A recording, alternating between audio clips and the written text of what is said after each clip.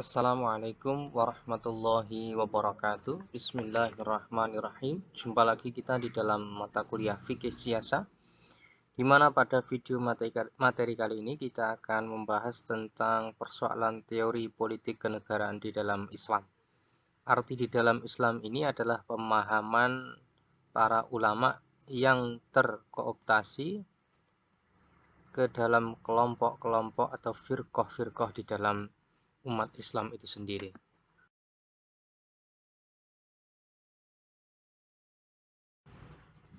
Sebelum memasuki ke pembahasan yang lebih inti, maka di sini kita akan sedikit kilas balik ya, kita singgung terkait tentang relasi negara dan agama. Bahwa di video-video sebelumnya telah kita sampaikan atau kita pelajari bersama bahwa faktanya Islam tidak diturunkan untuk membuat negara. Kanjeng Nabi Muhammad SAW diutus oleh Allah kepada umatnya, tidak disuruh atau diperintahkan untuk membuat negara, baik itu terlihat secara jelas di dalam Al-Quran maupun Al-Hadis. Tetapi sejarah juga tidak bisa kita pungkiri bahwa ternyata Rasulullah SAW di negeri Madinah atau kota Yathrib yang kemudian menjadi sebuah negara Islam, diperintah oleh Rasulullah atau yaitu dikepalai oleh Rasulullah Muhammad SAW, itu adalah fakta sejarah bahwa Madinah bukan hanya kota agama tetapi juga kota pemerintahan, di mana di situ konstitusi Madinah, Piagam Madinah sebagai konstitusi negaranya. Kemudian juga ada Daulah Bani Umayyah, kemudian Daulah Bani Abbasiyah, dan seterusnya sampai Turki Utsmani. Ini kemudian memunculkan pertanyaan besar bahwa seandainya Islam tidak diturunkan untuk membuat negara, tetapi faktanya Rasulullah SAW mengepalai sebuah negara Islam, kemudian diteruskan oleh para khulafaur rasyidin dan daulah-daulah yaitu sesudahnya, maka bisa disimpulkan secara sederhana bahwa negara berfungsi sebagai wasilah atau sarana untuk merealisasikan atau menjaga keberlangsungan hukum-hukum agama dalam kehidupan masyarakat. Ini adalah kesimpulan awal bahwa negara digunakan, difungsikan sebagai wasilah. Negara digunakan atau difungsikan untuk menjaga keberlangsungan hukum-hukum agama dalam kehidupan masyarakat. Oleh karenanya, kemudian muncul persoalan lain, bagaimana kemudian teori-teori kepemerintahan selanjutnya, seandainya memang faktanya Rasulullah tidak yaitu menggariskan, memberikan ketentuan-ketentuan secara detail atau baku terkait tentang persoalan kenegaraan, begitu juga para sahabat-sahabat setelahnya, maka disitulah kemudian muncul teori-teori politik kenegaraan di dalam Islam yang digawangi oleh beberapa kelompok atau aliran di dalam Islam itu sendiri, sebagaimana yang akan kita lihat di slide selanjutnya. Adapun maksud daripada firqah-firqah di dalam sejarah Islam atau mazhab-mazhab di dalam sejarah Islam terkait tentang politik, yang kita ambil 3 saja. Yang pertama adalah Sunni, yang kemudian kedua adalah Syiah, dan yang ketiga adalah Khawarij. Di slide ini kita akan membahas kelompok mayoritas, yaitu adalah Sunni. Ya, Sunni identik dengan orang-orang yang mengikuti Rasulullah dan para sahabatnya. Kemudian nanti lawan daripada Sunni, ya, istilah Sunni nanti memiliki lawan dengan istilah Syiah. Bagaimana teori politik kenegaraan di dalam Islam perspektif Sunni? Kalau di dalam mayoritas masyarakat ahlu sunnah wal jamaah, negara itu perwujudannya adalah sebuah kewajiban yang harus dijunjung oleh umat Islam.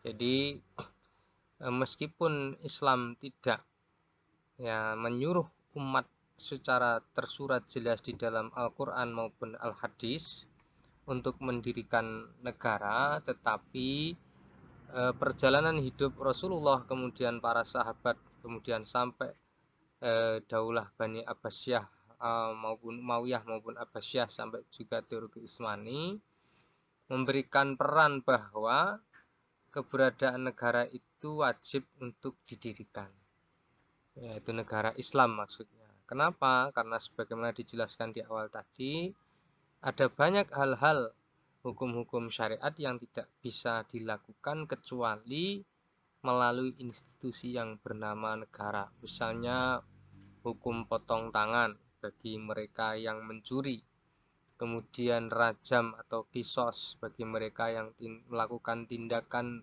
yang mengakibatkan kisos atau rajam, dan lain sebagainya. Terkecuali daripada itu adalah bahwa keberadaan keberadaan negara merupakan institusi yang daripadanya lahir kemaslahatan umat. Ada kemaslahatan umat yang muncul sebab karena berdirinya negara, sebuah kekuasaan yang terlembaga secara legal. Nah, makanya di dalam salah satu kaidah fikih, ma la yatimul wajibu illa bihi fahuwal wajib. Ya, ma la yatimul wajibu illa bihi fahuwal wajib.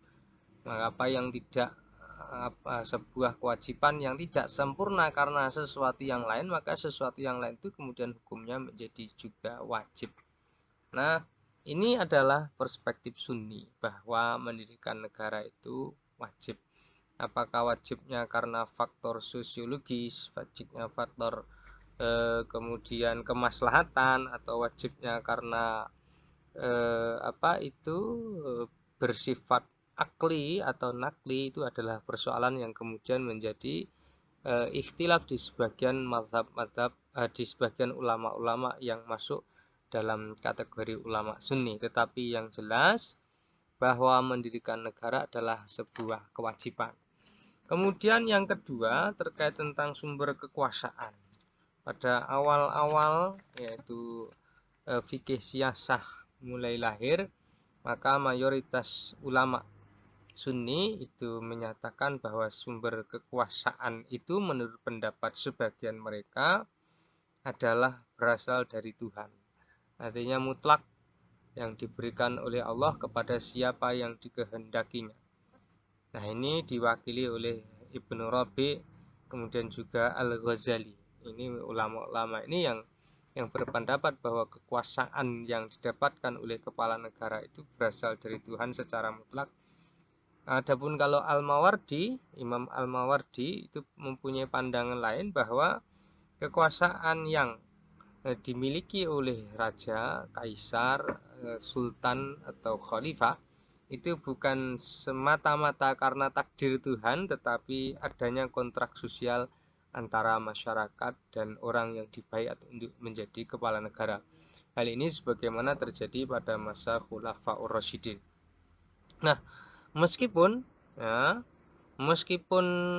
mayoritas ulama Sunni menyatakan meskipun mayoritas ulama Sunni tidak sepakat dari mana sumber kekuasaan itu didapatkan, apakah karena kontrak sosial, kemudian yang kedua karena limpahan dari Allah Subhanahu wa taala, tetapi mereka berpendapat bahwa keberadaan seorang kepala negara atau pemimpin negara itu wajib dipatuhi.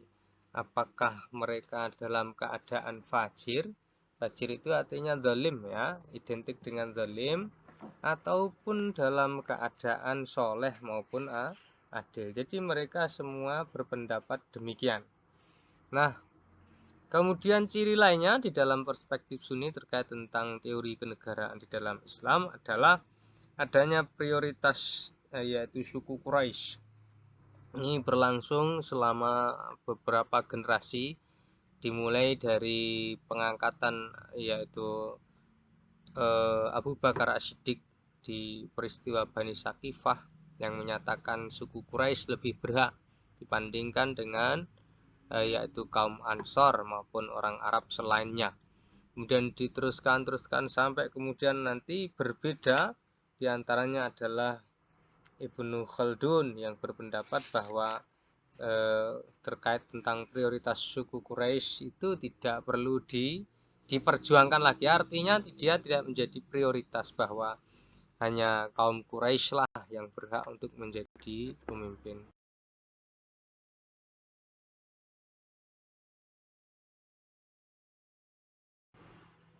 Selanjutnya adalah perspektif Syiah, di mana kalau kita tengok tadi sebelum slide ini bahwa maksud daripada Syiah adalah kelompok yang berseberangan dengan sunnah atau sunni, mohon maaf sunni ya, atau ahlu sunnah wal jamaah. Syiah ini sendiri secara sederhana dan cepat ya, ringkas sejarahnya muncul ketika pasca peristiwa yaitu tahkim di Daumatul Jandal, di mana kekuasaan pasukan Ali terbagi menjadi beberapa golongan.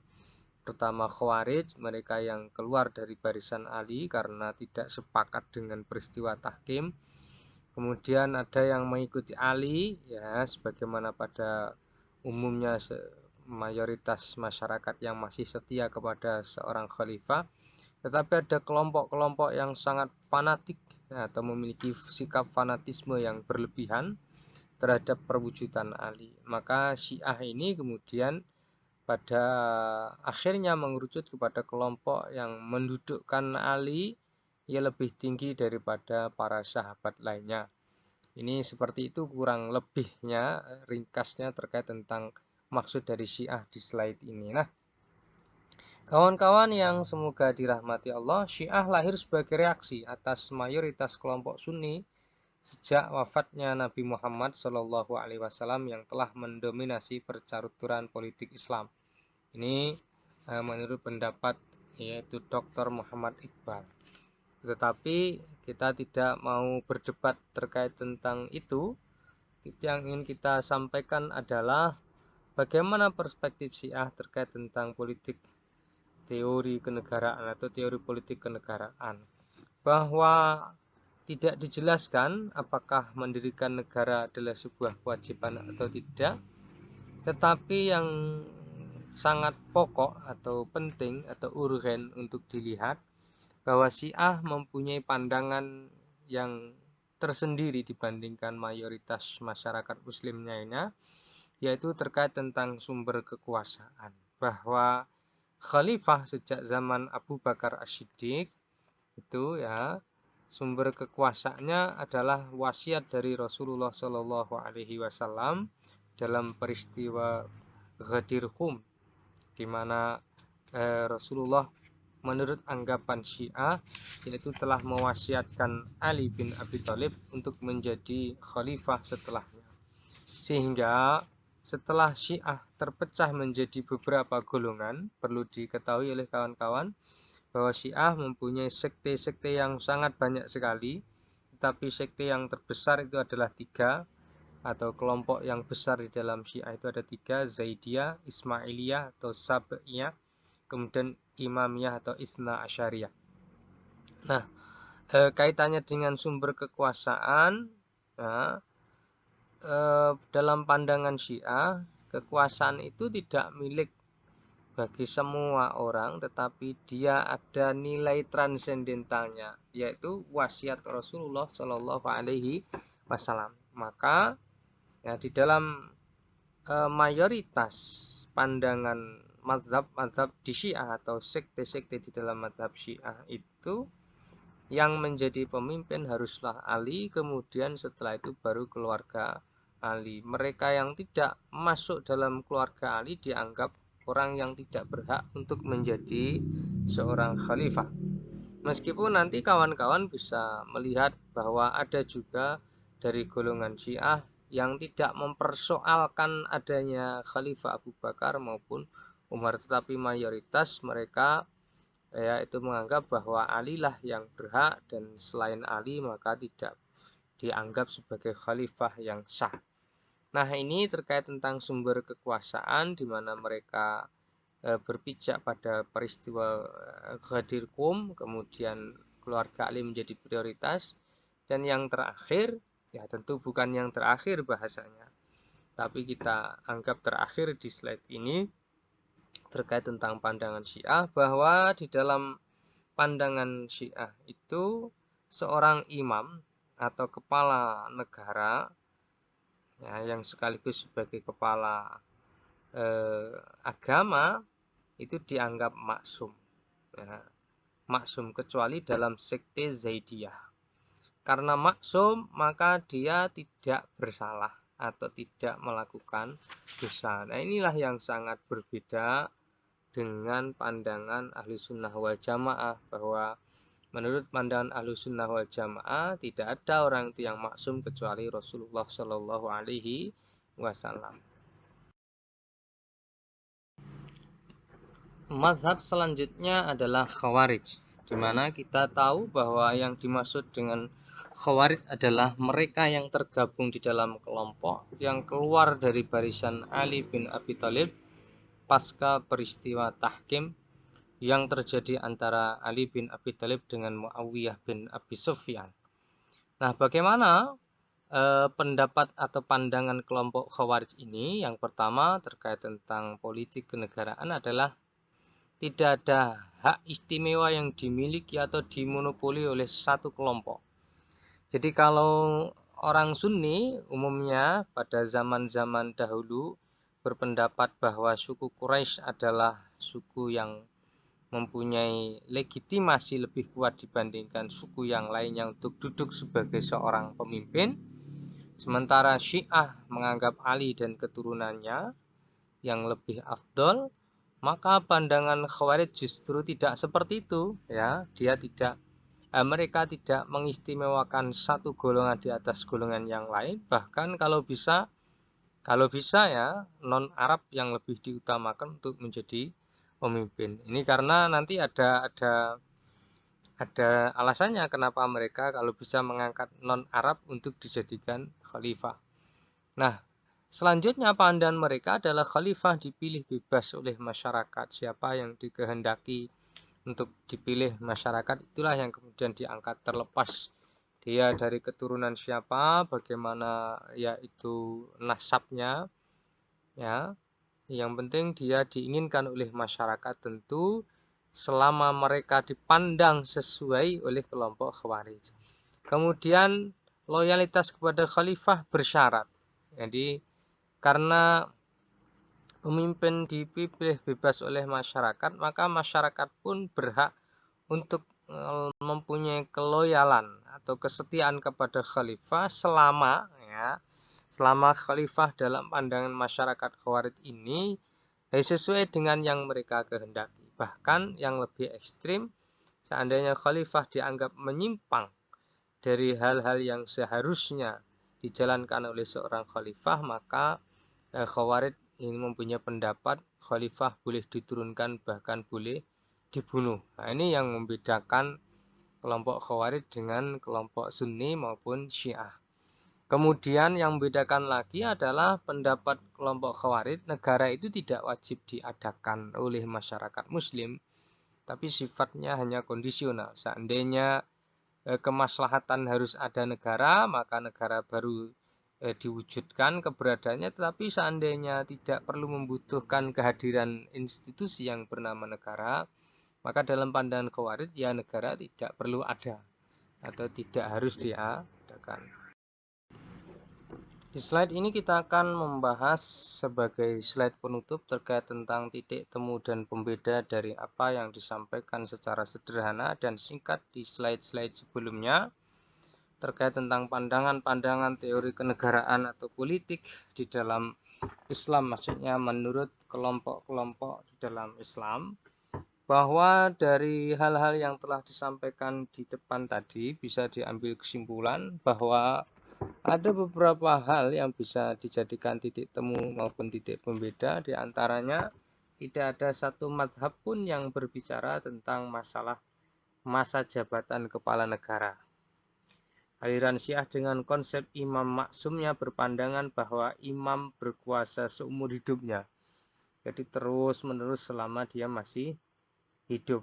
Kemudian aliran Sunni yang mengatakan memandang kekuasaan kepala negara juga tidak dibatasi oleh waktu, berbeda dengan Khawarij yang sewaktu-waktu bisa diturunkan seandainya dia melanggar hal-hal yang dianggap tidak boleh dilanggar oleh seorang kepala negara. Nah, pandangan-pandangan kelompok-kelompok tersebut akan menjadikan negara bersifat tertentu, yaitu misalnya pandangan Sunni melahirkan negara yang bersifat aristokrasi, adapun Syiah melahirkan negara yang bersifat teokrasi, sedangkan demokratis itu justru dapat dilihat dari pandangan kaum Khawarij dan kelompok-kelompok lain yang mempunyai pandangan sama dengan pandangan Khawarij.